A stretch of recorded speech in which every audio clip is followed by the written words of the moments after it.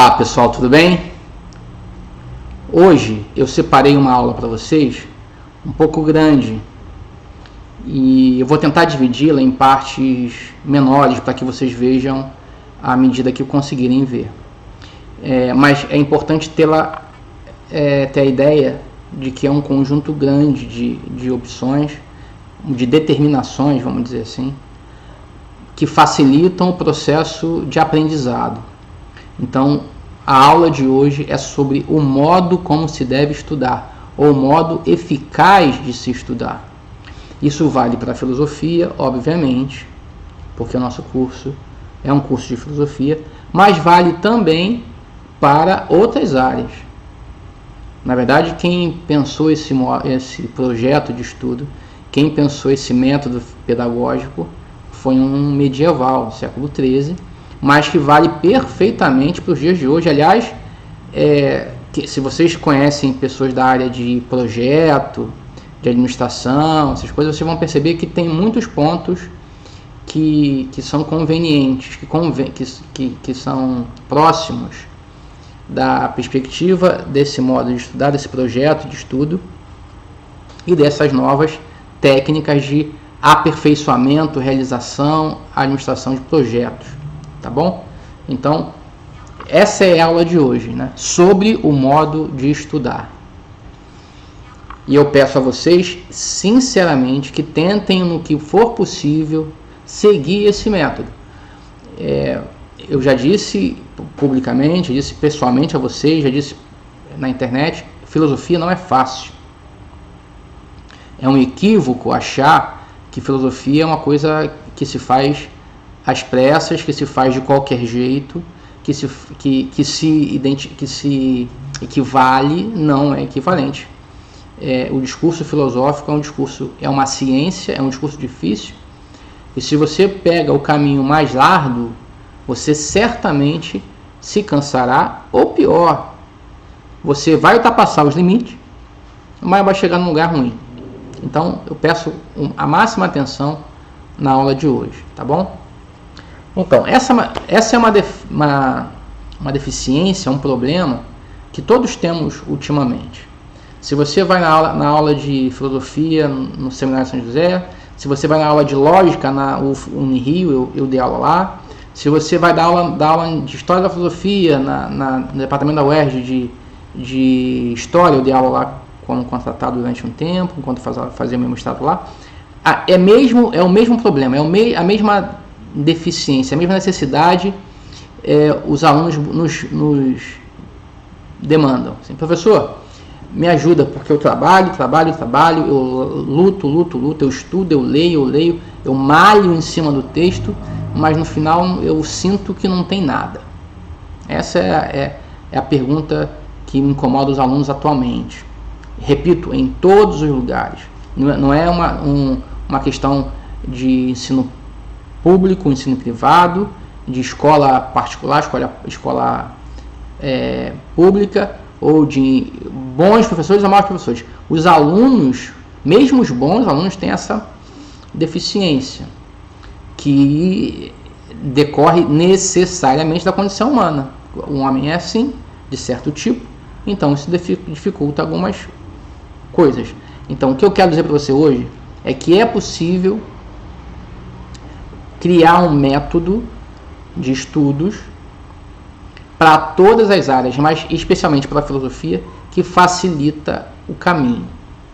E como fundamento, como base dessa aula de hoje, eu vou usar um texto do século XIII.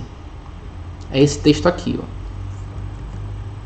Santo Tomás de Aquino escreveu esse texto quando um seu amigo, Frei João, perguntou-lhe: Frei Tomás, o que faço para estudar melhor? E aqui eu tenho que dar para vocês umas notícias, né?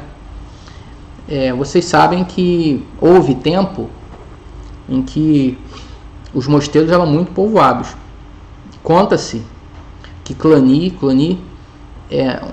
um mosteiro gigante, tinha 3.000 monges. Tomás de Aquino morava num mosteiro durante um tempo, né? Morou num convento dominicano, e já era famoso por seus ensinamentos. O Frei Tomás, o professor Tomás, era famoso. Mas, pelo que diz aqui a história, ele não era muito conhecido no mosteiro mesmo, tanto que para algumas pessoas ele era causa de chacota. Conta-se, e eu não vejo por que razão isso não ser verdade, que um desses freis da mesma ordem dominicano foi fazer chacota com o Frei Tomás, muito crédulo, apesar de ser Tomás. Tomás é Tomé, né? E foi buscá-lo na casa dele, né? Na igreja. Falou: Tomás, venha cá correndo à porta da igreja, tem um boi voando. E conta a história que Tomás saiu correndo da porta do claustro até a porta da igreja para ver o boi que voava. E ao chegar na porta da igreja, o outro frei dominicano, portanto alguém religioso e de bom humor, fala: Tomás, você é muito crédulo, você acredita em qualquer coisa. É uma piada, né? Essas piadas que se faz para pegar os amigos, né? E Tomás diz: é verdade, eu acredito, porque para mim é mais fácil um boi voar que um religioso mentir. E essa história é uma história que se conta, né, quem estuda tomismo, para dizer: Tomás era uma pessoa crédula, ele acreditava nas pessoas, ele era alguém que não se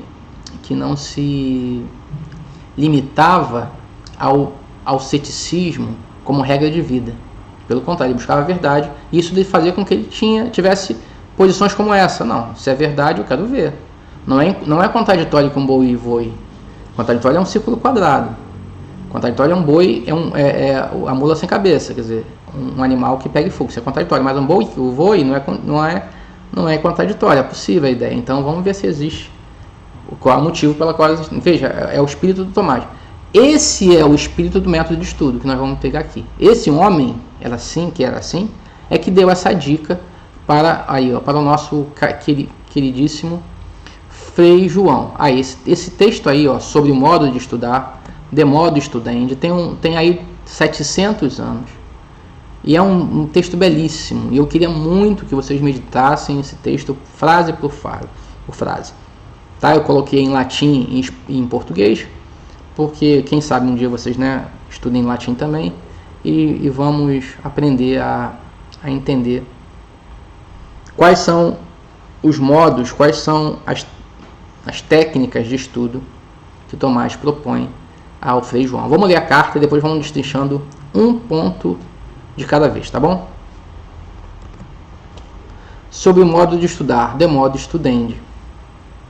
Já que me pediste, Frei João, irmão para mim caríssimo em Cristo, que te indicasse o modo como se deve proceder, para ir adquirindo o tesouro do conhecimento, devo dar-te a seguinte indicação. Deves optar pelos riachos, e não por entrar imediatamente no mar, pois o difícil deve ser atingido a partir do fácil.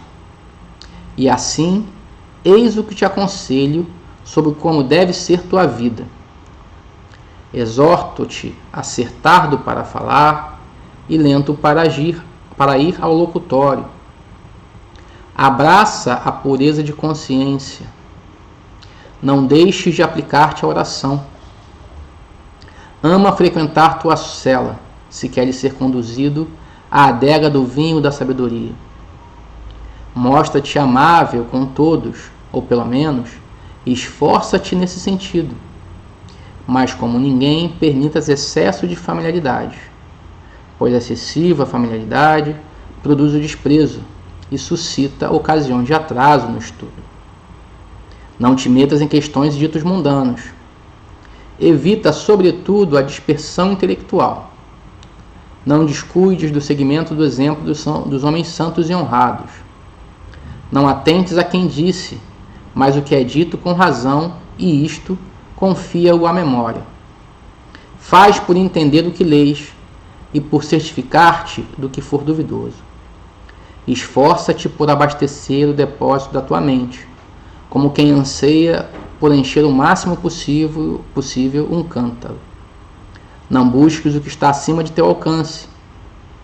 Segue as pegadas daquele Santo Domingos, que enquanto teve vida produziu folhas, flores e frutos na vinha do Senhor dos Exércitos. Se seguires esses conselhos, poderás atingir o que queres. Saudações. Então, essa é a carta, um bilhete, né, que Santo Tomás envia a seu frei de comunidade, Frei João. E a tradição filosófica encontrou aqui um verdadeiro método de estudo. E vamos tentar aqui destrinchar algumas coisas que podem favorecer o seu estudo de filosofia e a compreensão dos dados importantes das ciências, mas com grande ênfase no estudo filosófico, tá bom? Vamos lá. Então vamos lá. De novo, agora mais devagar e lendo ponto por ponto. Já que me pedistes, Frei João, irmão para mim caríssimo em Cristo, que te indicasse o modo como se deve proceder para ir adquirindo o tesouro do conhecimento, devo dar-te a seguinte indicação. Aqui eu quero destacar algumas coisas. Veja, foi o Frei João que pediu a Tomás a dica. Foi ele que interveio e falou: Tomás, me ajude, por favor. É importante você entender uma coisa. Hoje nós lemos Santo Tomás de Aquino, mas na época era Frei Tomás, era irmão de comunidade. E quem conhece a vida do claustro, quem conhece a vida de religiosos, vocês sabem como é difícil um religioso confiar em outro, ou um irmão de comunidade confiar em outro, porque há uma celeuma, há um ambiente ruim. Por quê? É assim, porque quando você vive no mesmo lugar, você conhece o pior de cada um. Então, quando o Frei João vai até Tomás pedir ajuda, já aqui está uma condição importante para o aprendizado. Condição sine qua non, condição sem a qual não há aprendizado. Ele confia em Tomás. Ele vê em Tomás alguém que pode servir como mestre a ele. Por isso ele vai a Tomás e pede: Frei, me ajude. Então, a primeira coisa que está aqui na carta foi o Frei João que foi em busca de Tomás. E aqui já está uma condição necessária para que você tenha fecundidade no estudo. Quem estuda deve confiar no seu mestre. Não é ser cego, mas tem que confiar no mestre. Se não for assim, você coloca em xeque o processo de educação. Se o mestre a todo momento tiver que sustentar cada frase que ele disser, não haverá processo cognitivo. Então, um ponto é esse. Certa vez, já tem muito tempo, tá? Deve ter uns 10 anos. Estávamos eu e minha filha e minha mulher na missa. E então, faltava assim uns 15 minutos para mim. A gente chegou cedo nesse dia, então a gente morava lá perto da igreja. Chegamos cedo, ficamos no nosso lugar preferido e fomos lá. E a Mária tinha, sei lá, muitos poucos anos, 4, 5 anos. Ainda não escrevia, estava só desenhando no papel. E antes de começar a missa, ela está desenhando e ela levanta a cabeça e fala assim: Papai, Deus existe mesmo? Eu lembro como se fosse hoje, gente. Ela falou assim. Na hora que ela falou isso, eu pensei assim: 5 vias de São Tomás de Aquino. A via do movimento, a via do ato e potência, a via da causalidade, a via da perfeição, as 5 vias. Aí eu olhei para ela assim, ela olhou para mim. Ela tinha, sinceramente, ela tinha menos de 7 anos. Ela não lia ainda, né? Eu falei assim, olhei nos olhos e falei assim: você confia em papai? Ela falou: sim, eu confio em você. Então, Deus existe, tá? Ela: tá. E voltou a desenhar. Assim como por detrás do pedido do Frei João tem a confiança no Frei Tomás, que ainda não era santo para ninguém ali, era um homem comum, com seus defeitos, com suas dificuldades. eu usei dessa mesma autoridade, confiança da minha filha para falar, olha, meu bem, não é hora de você se preocupar com isso, não. Deus existe, ponto final. É claro que para mim, a hora que ela precisar, eu darei mais razões. Se a Mariana vier com a mesma pergunta quando tiver 24 anos, eu não vou falar assim, confie em papai. Eu vou dar mais razões para ela. Mas ninguém com 7 anos, com menos de 7 anos, está em condições de entender racionalmente o processo cognitivo que prova, sem nenhuma dúvida, que Deus existe pela razão. Então, o primeiro ponto que está aqui sustentado na carta do Frei é, olha, quem não confia, ou melhor dizendo, quem não tem a confiança do discipulado, não consegue ser e aqui eu avanço um ditado, ou um ditadinho que eu mudei para esse caso concreto. É um ditado conhecido que eu acabei mudando para adequar-se a esses casos concretos, né? Disse, é um adágio brasileiro, latino que virou brasileiro. 3 coisas inúteis: dar banho em porco, confessar freira e convencer quem não quer ser convencido. Esse terceiro aqui é a mudança, né? Esse terceiro aqui é a mudança. Quem não quer ser convencido não vai ser convencido, não tem jeito, porque o processo cognitivo é um processo humano e ninguém força ninguém a nada. Então, aqui nessa parte já está claro que o Frei João está apto a ser discípulo de Tomás, porque ele pede, me dá uma dica, então já se coloca na posição de discípulo. Outra coisa, já que me pediste que te indicasse o modo como deve proceder para ir adquirindo. Veja, Tomás não diz, já que me pediste que eu te determinasse, não, ele falou indicasse. Indicação é sugestão, é opinião. Então o Frei João está pedindo uma dica, uma opinião. Olha, preciso de ajuda, me indique um caminho.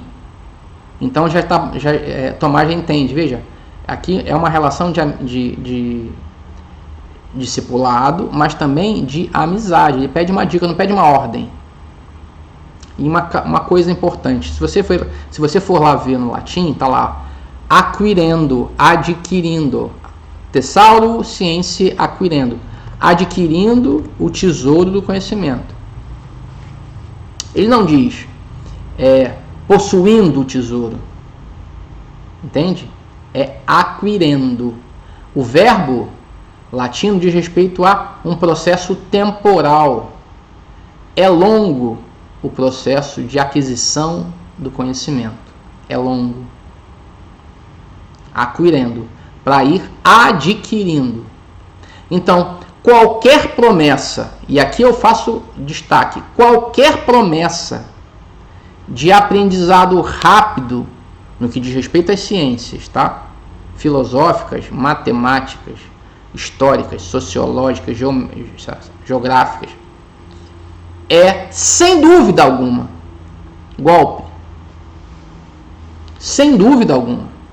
Porque o conhecimento se faz acquirendo, se vai adquirindo devagar. Não é num lapso. Não é que você possui e nunca mais você perde. Ao contrário, você pode possuí-lo, o conhecimento, que é um tesouro, e pode perdê-lo. Você pode desperdiçar o tesouro. Você pode fazer isso. Você pode trocá-lo por coisas vãs. Então, esse eu acho um ponto importante. Veja, estamos aqui ainda no preâmbulo da carta, assim, o que vale para todas as ciências. Então, todas as ciências são assim.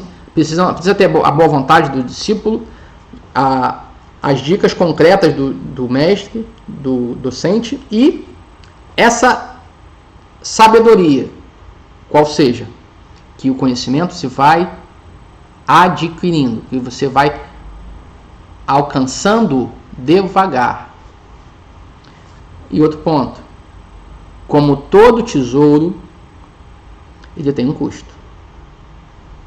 Então, se você quer aprender filosofia, se você quer aprender história, se você quer aprender sociologia, se você quer aprender matemática, se você quer aprender informática, isso tem um custo.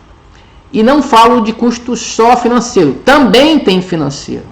E aqui tem uma coisa importante, é impressionante, tem brasileiro É mais fácil tirar um escorpião da mão do brasileiro do que tirar dinheiro. É impressionante.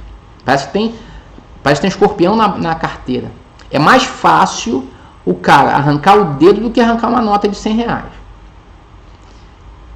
Olha, as coisas têm custo. Por quê?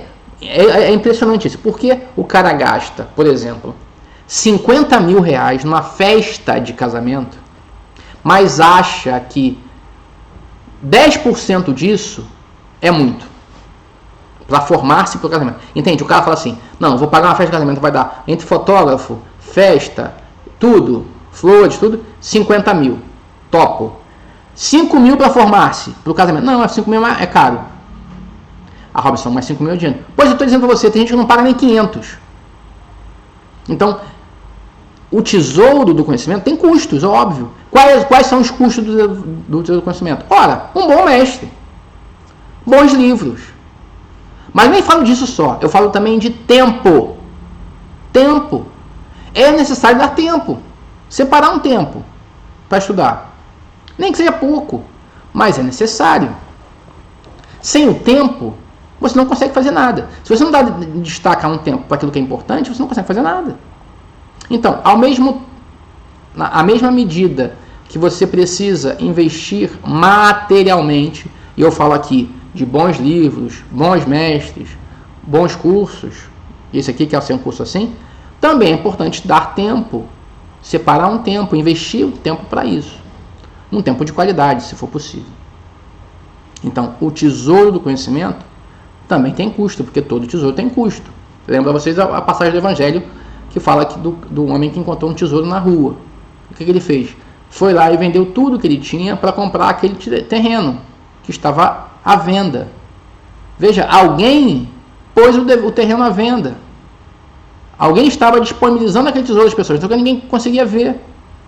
Aquele homem viu e comprou o tesouro. Comprou o terreno com o tesouro. Então o tesouro tem alguns custos. Continuando.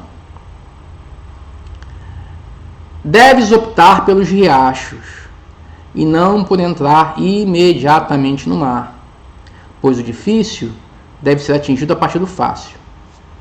Então veja, ainda estamos nas orientações gerais de Tomás de Aquino. E aqui eu tenho uma história para contar para você, tá? Deve ter pelo menos uns 10 anos isso, tem muito tempo já. Um aluno do seminário, onde eu dou aula, muito bom aluno, inclusive, hoje ele é advogado, hoje ele trabalha aí na política e tal. Ele, animado com a filosofia, estava vendo as coisas, o mundo estava se abrindo a ele, né? Porque a filosofia faz isso, abre o mundo para as pessoas. Ele falou, Robson, eu quero ler um livro, Eu falei, que livro você indica? Aí eu falei, faz isso. Ele foi para casa, pro quarto. Depois de 2 semanas ele voltou com Assim Falou Zaratustra na mão, do Nietzsche. Não, Robson, eu vou ler Nietzsche porque Nietzsche é um problema. Eu falei, não faz isso, cara. Não faz isso. Tá cedo para você. Estava no primeiro semestre do curso. O curso tem 3 anos. Primeiro semestre. Um cara bom, inteligente, mas falou, não, eu vou pegar. Nietzsche, eu consigo. Eu falei, a questão não é se você consegue ou não consegue. A questão é que ainda ele é um monstro para você. Ele ainda é muito difícil. Você não tem os fundamentos, o alicerce da filosofia para depois você encarar um homem desse. Bom, o que aconteceu? A prova de que ele estava na natura era essa. Ele não me via como mestre. Ele achava que era já mestre de si. Ele leu Nietzsche e aí foi embora do seminário. Foi embora. Depois de um tempo botaram a cabeça no lugar. Mas ele, veja, uma criança de 12 anos consegue nadar no mar? Consegue. Com técnica, com ajuda, consegue. Mas seria uma tolice um pai, para provar que o filho consegue nadar no mar, pegasse o moleque pelo pescoço e pelas fraldas e jogasse ele no mar. Ó. Você consegue, se vira aqui em Taquatiara. É maluco? A criança consegue nadar. Só que tem que começar com um processo, né? Vai comer na piscininha, depois vai numa praia mais tranquila, depois bota o moleque para nadar na maratona aquática. Mas não pega o moleque na primeira vez e joga ele no mar, porque ele fala, não, ele é humano, ele tem condições. Tomás fala, não, o difícil se consegue através do fácil. Antes de você ir para o mais profundo, você vai para o que é mais raso. Antes de cair no mar, você vai para o riacho, entende? Então, o nosso processo vai ser sempre esse, começar sempre pelo que é mais fácil, para depois, tendo os fundamentos, tendo na cabeça os princípios, você conseguir ir para o mais difícil, mais complexo. O simples ajuda a conseguir o que é mais complexo. O que é complexo precisa de conhecimentos mais simples. Se você não os tem, não vai conseguir. Então, essa é a primeira dica importante. Não tenham vergonha, vamos dizer assim, de começar pelo beabá. Vocês podem falar, você está muito devagar. É assim mesmo. É devagar que nós começamos. Se nós fizéssemos aqui um curso presencial, nós líamos aqui umas 8 páginas de introdução ainda. Eu nem estou dando para vocês, mas introduções, para entender como funciona. O método filosófico, o método de pesquisa filosófica, não é igual ao método de pesquisa das outras ciências. Não é. Então, é entender como funciona isso. Tá? E assim, eis o que te aconselho sobre como deve ser sua vida. Como deve ser sua vida? Tomás não está falando que é um estudo de filosofia? Está dizendo isso. Eu quero estudar filosofia, mas como deve ser sua vida? Veja, atenção aqui, é importante. O processo pedagógico não está distante do processo vital. Não está. Aprender qualquer coisa, aprender qualquer ciência, não se faz alheio à própria vida. O que ele está dizendo mais aqui? Você quer aprender como estudar? Olha como deve ser a sua vida. Veja como deve ser a relação que tem a vida com o processo cognitivo. Entende? Não há cisão completa entre uma coisa e outra. Tem um ditado que as pessoas falam aqui no Brasil direto. A primeira vez que eu li essa frase foi num texto de Santo Estevão Bittencourt, né? Para mim ele é santo. É Dom Estevão Bittencourt. Assim. Ele fala a seguinte frase: quem não vive como pensa, pensa como vive. Na verdade é o seguinte, a frase é a seguinte: se a sua vida moral não é criticada pela sua vida teórica, pela sua vida espiritual, a sua vida espiritual vai acabar adequando-se à sua vida moral. Entende? É isso que diz Tomás de Aquino. É exatamente isso. Se você quer entender a teoria, se você quer aprender como estudar, como encontrar a verdade, você deve ter uma vida prática, uma vida humana específica. Porque não há separação entre vida teórica e vida prática. Aliás, o contrário, né? A vida teórica prevalece sobre a vida prática. Mas a vida prática acaba contaminando ou fortalecendo a vida teórica. Então, cuidado com isso. Vamos lá, as dicas práticas que Tomás dá para nós, tá bom? Número 1. Exorto-te a ser tardo para falar e lento para ir ao locutório. Aqui tem uma informação histórica importante. No passado, e algumas ordens ainda mantêm isso, mas no passado, os conventos nos conventos não era possível falar em qualquer lugar. Veja, o dominicano é uma vida cenobítica, que vive em comunidade.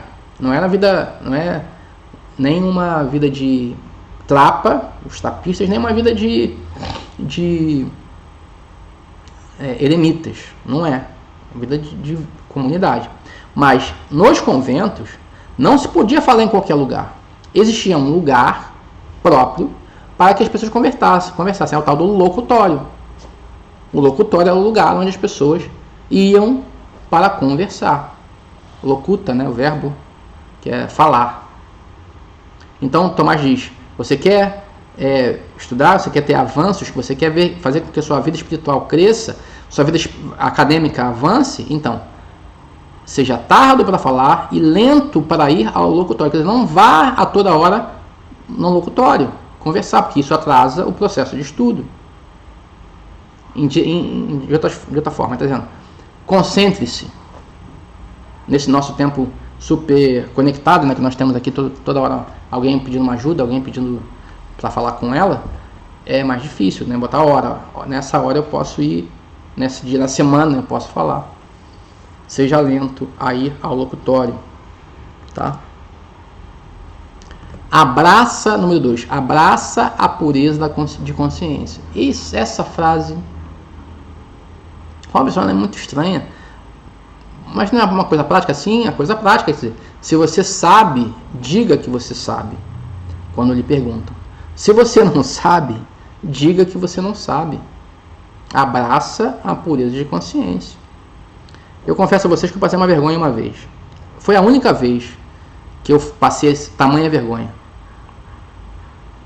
Uma aula de teologia moral, falando sobre moral sexual, especialmente.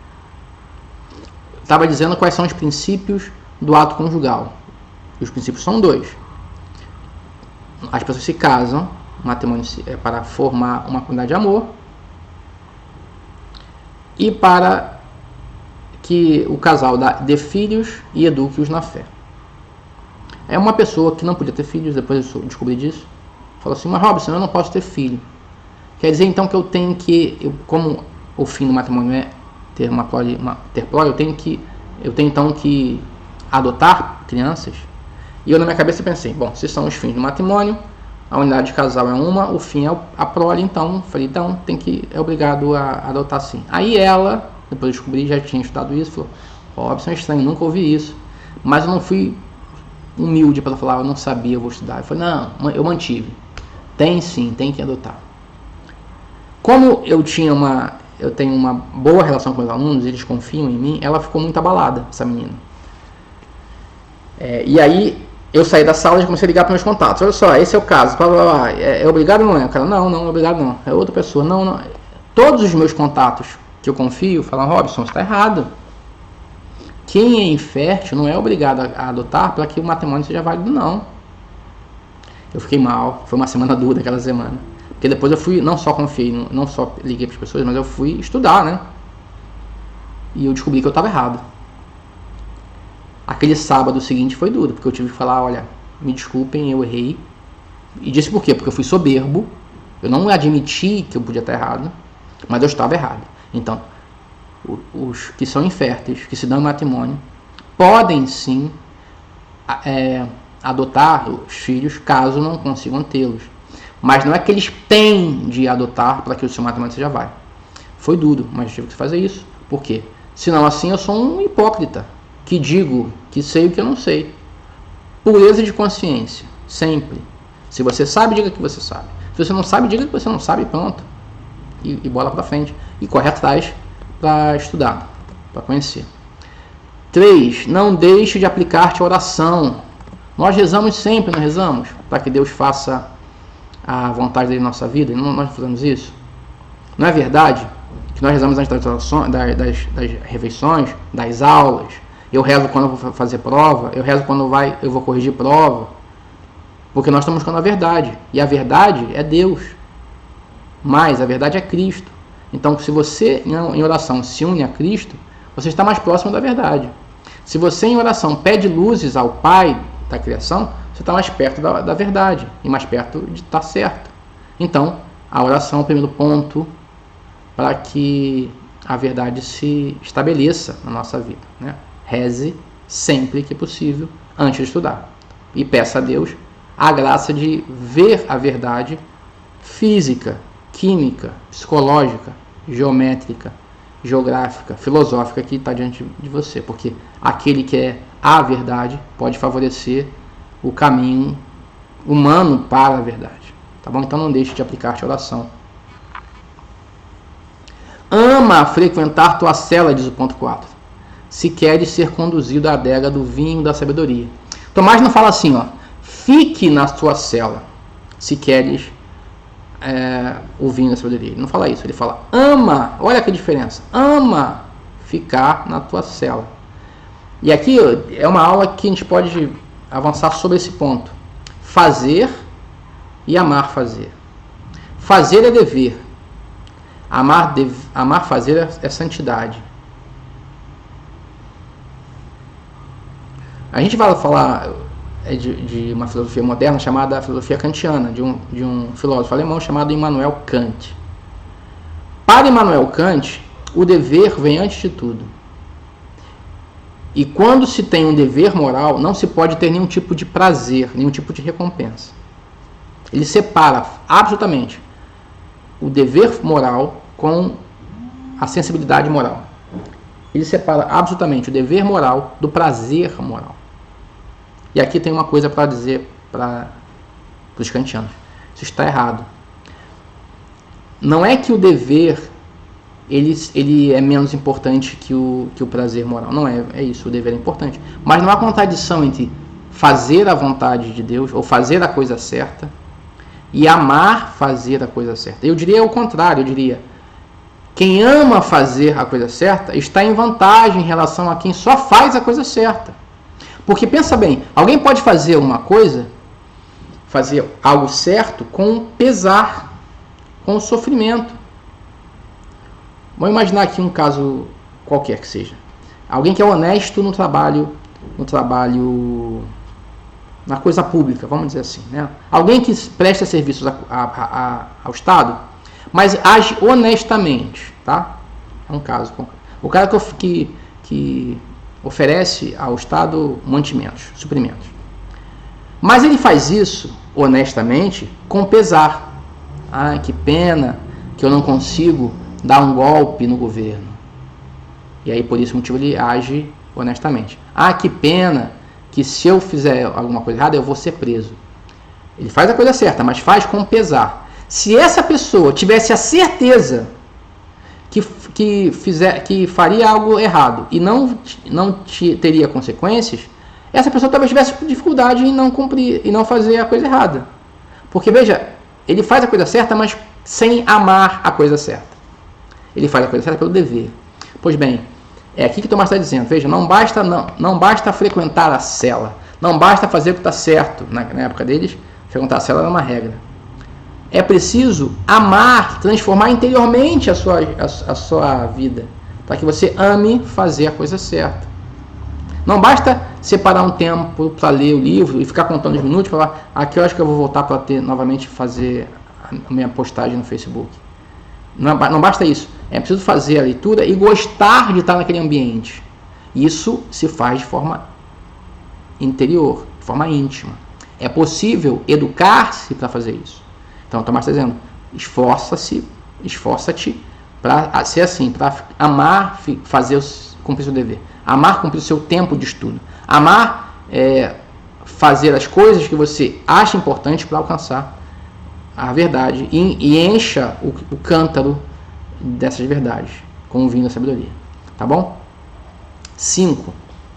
Mostra-te amável para com todos, ou pelo menos esforça-te nesse sentido.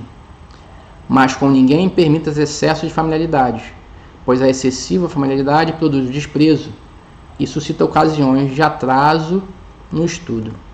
Então, Tomás está dizendo o seguinte: quem busca a verdade é humilde. Quem busca a verdade é humilde. Quem busca a verdade é amável. Quem busca a verdade não é arrogante. Quem busca a verdade não é orgulhoso. Eu tive uma experiência ruim com um aluno, inteligente aluno, que toda vez que um certo aluno mais fraco, é sempre aquele aluno, falava alguma coisa que era muito óbvia, ele virava para trás e fazia cara feia, até que um dia ele deu uma bronca no aluno. Assim, você é muito burro, você não entende as coisas. Isso para mim machucou muito, muito mesmo. Porque eu sou burro. Porque eu sei o esforço que eu faço para alcançar o que eu preciso alcançar. Quando alguém faz isso, alguém vira para trás e dá uma bronca dessa, se coloca na situação de mestre, mas ele é só um aluno. Pode ser um brilhante aluno, mas é só um aluno. Então, nunca ceder a essa tentação do orgulho de dizer, eu já sou agora PhD, então por favor, quando eu passar vocês beijem o chão. Nunca. Amável para com todos, porque a verdade é que se revela a nós, e ela não é orgulhosa, ela não é arrogante, por que eu vou me tornar assim? Tá? Então, mas Robson, eu não consigo, então pelo menos se esforça para pôr um sorriso na cara. Isso não custa botar um sorriso na cara. Quando vier uma pergunta muito idiota, você faz um sorriso, dá um sorriso. Esforça-te para isso e faz de conta que não ouviu nada. Porque quem de nós nunca falou uma bobagem enorme? Né? Então esforça-te para ser amável para com todos. Tá? E evita a familiaridade. Né?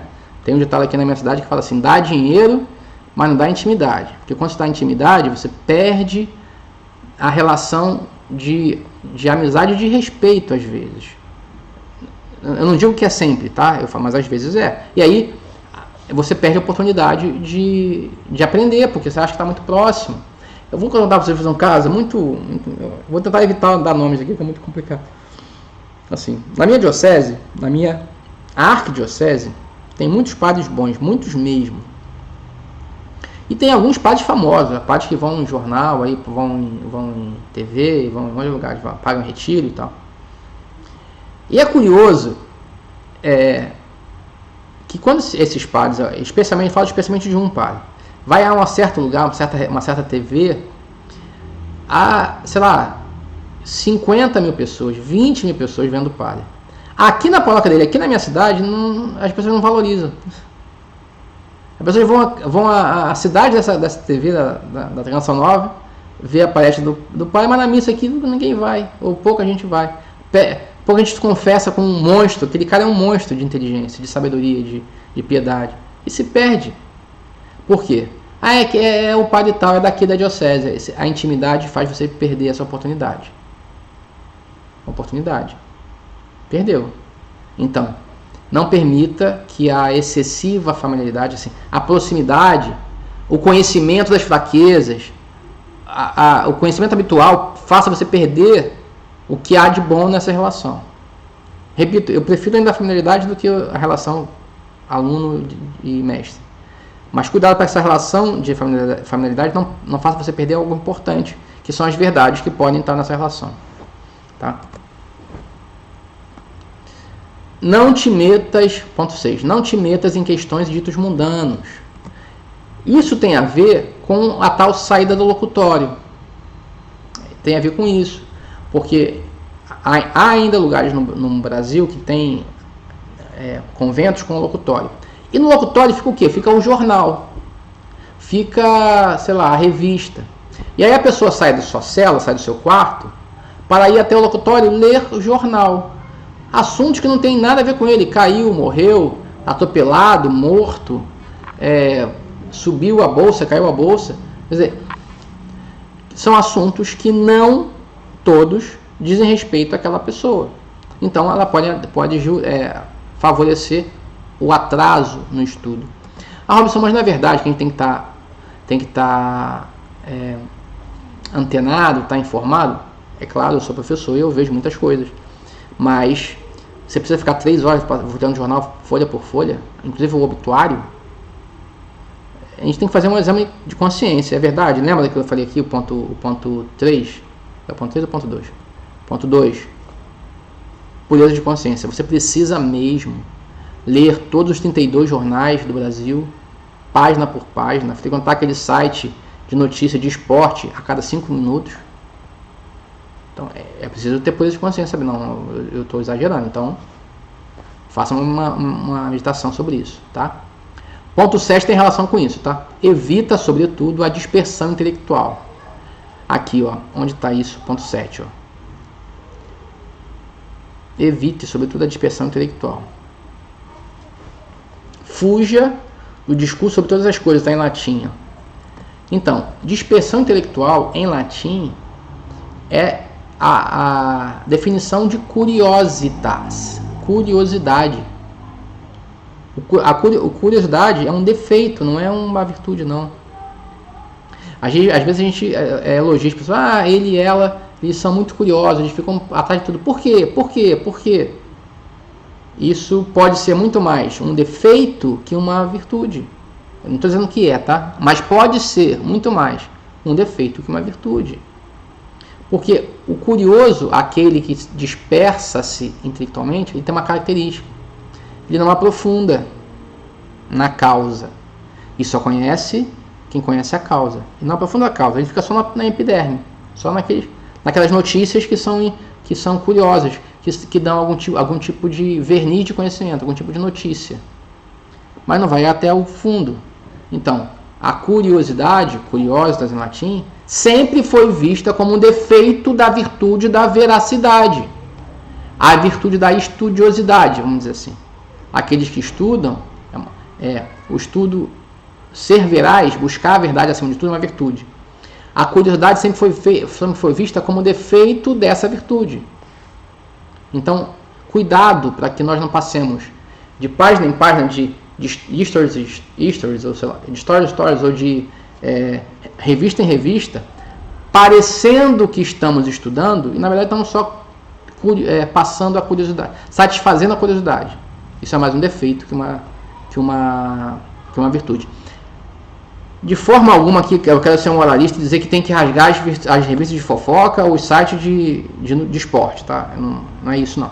Estou dizendo que se você quer estudar de verdade, você precisa colocar um tempo na tua vida onde isso não faça parte da tua vida. Não. De 8 às 9 ou de 8 às 8 e meia, eu não vou usar o telefone, eu não vou usar a televisão, eu vou ler. Focar. Beleza, é isso que se faz. Se você ficar toda hora, lê uma página, lê sei lá, um capítulo e a música toca e você já começa a acompanhar com o dedinho. Você vai ter mais dificuldade. Tá bom? 8. Não descuides do seguimento do exemplo dos homens santos e honrados. Tomás fala, olha, nós fomos antecedidos por outras pessoas. Nós não somos a última bolacha do pacote. Então, cuidado com essa, não vou dizer notícia, mas com essa mania que nós temos de sermos sempre os primeiros. Ó, de hoje para trás nada vale, o que vale agora sou eu. Eu sou o novo neotomista de sempre. Um novo neotomista de sempre. Não importa o passado. Todo mundo no passado errou, eu sou o último. Olha, Tomás fala, olha só, antes de você teve gente importante. Ó. Não descuide do testemunho deles. Nós somos fruto desse processo. Eu devo o que eu sei hoje, se eu sei alguma coisa, eu devo ao meu mestre, Carlos Frederico, ao meu amigo Sérgio Salles, aos textos que eu li, então eu devo aquelas pessoas. Autodidatismo, de fato, não existe. Não existe. Só de uma forma muito laxa, que você pode dizer que alguém é autodidata. Mas não existe ninguém que do nada aprende Taekwondo, né? Meio Matrix. Não existe isso. Você tem um mestre. E mesmo em Matrix, o mestre é o programa. Quer dizer, alguém fez o programa que ensinou. Então, Tomás está dizendo, não se afaste da vida daqueles que te antecederam, os santos e honrados. Porque você é fruto de uma história. Então, na medida que for possível e for razoável, for necessário, eu vou dar para vocês algumas bases históricas. Olha, isso que eu estou falando não inventei não, isso tem passado, isso vem de longa data, isso já foi testado pelo tempo, como esse caso concreto que eu estou falando para vocês aqui. Esse caso concreto do estudo é algo que está aí há 7 séculos. Tá? 9. Não atentes a quem disse, mas ao que é dito, com razão, e isto confia a memória. Aqui, olha, para mim, esse é um dos maiores, essa é uma das maiores notícias que a carta dá para nós. E ensina muita coisa. Tomás fala, não importa quem disse, importa o que é dito. Robson, eu queria estudar filosofia, mas eu tenho medo de filosofia, porque é muita gente louca. Não fica com medo não, meu irmão. Não importa Nietzsche, importa o que Nietzsche disse. Não importa Lutero, importa o que Lutero disse. Não importa Tomás, importa o que Tomás disse. Isso é uma dica de Tomás. Entende? Algumas pessoas pensam assim, mas Robson, o Nietzsche era ateu, eu prefiro religiosos. Então você vai me dizer que prefere Lutero a Nietzsche, porque Lutero era religioso. Então, a regra em filosofia é sempre essa. Não importa quem disse o que, importa o que essa pessoa disse, o que é dito. Se o que foi dito tem razão, Foi dito com razão? Então, guarda a memória. Guarda, porque isso é importante. Tenta memorizar isso. Entende? Então é disso que se trata. Em filosofia nós vamos ler todos os textos aqui, desde Nietzsche, desde Aristóteles até Nietzsche, até Gadamer, que morreu há pouco tempo. E vão estar sempre com esse espírito. Olha, não importa quem foi que disse, importa é que se isso é verdade. Se isso é verdade, deve ser obedecido. Se não é verdade, não deve ser obedecido. Não importa quem disse. No século XVIII, foi proclamado o dogma da Imaculada Conceição. Dogma esse que já estava na tradição da igreja há muitos séculos, desde o século III, se eu não estou enganado, já tem notícias sobre isso, sobre a Imaculada Conceição. Maria Nova Eva e tal. Século XVIII, portanto, se alguém diz que não crê na Imaculada Conceição, está em heresia formal, porque agora é um dogma, o dogma deve ser obedecido. Tomás, no século III, não acreditava na Imaculada Conceição. Ah, mas é santo. Sim, mas ele tinha uma opinião errada sobre isso. Então, não importa que foi Tomás que disse isso, mas naquele tempo ainda era livre de escolher. São Boaventura, que é contemporâneo a Tomás, foi mais razoável e falou, não, a Imaculada Conceição existe. Maria é protegida pelo... Tomás não viu assim. E não tem nenhum problema nisso, porque né, é um tema de filosofia na época. Né? Não tinha determinação dogmática agora. Agora tem. Agora é diferente. Agora se alguém disser que não acredita, está em heresia formal. Entende? Então não importa quem disse, se foi um ateu, Nietzsche, que disse uma coisa errada, ou se foi Tomás de Aquino, um santo doutor que disse uma coisa errada. Não importa o que foi dito. O que dito é verdadeiro? Então tem que ser obedecido, mesmo que saia da boca de um Nietzsche. Tá? Então não atentes a quem disse, mas ao que é dito com razão, e isso guarda-o à memória. Tá? Qualquer idiota, eu costumo dizer isso, qualquer idiota pode me dizer uma verdade, porque a verdade não é do idiota. Ele só é um meio para a verdade. Então fique atento aos bêbados, aos idiotas, às crianças, porque não é incomum que da boca delas venha algumas verdades. 10. Faz por entender o que lês e por certificar-te do que for duvidoso. Então, estude. Está na dúvida? Vai estudar. Vai entender. Vai atrás. Não deixe dúvida para trás. Não é bom deixar dúvida para trás. Tá? E busque ajuda. Aquele que estuda, busca ajuda. Ah, Robson, não tem fonte. Vai buscar um conselho. Sempre tem alguém para dar um conselho. Então, esforça-te, faz o que for possível para te dar dúvida. Se não conseguiu, aí você está livre da tua opinião. Mas enquanto você tem chance, tem que buscar informação. 11. Esforça-te por abastecer do depósito da tua mente, como quem anseia por encher o máximo possível um cântaro. Quer dizer, faz o que é possível para aumentar sua capacidade cognitiva, porque isso é importante para você.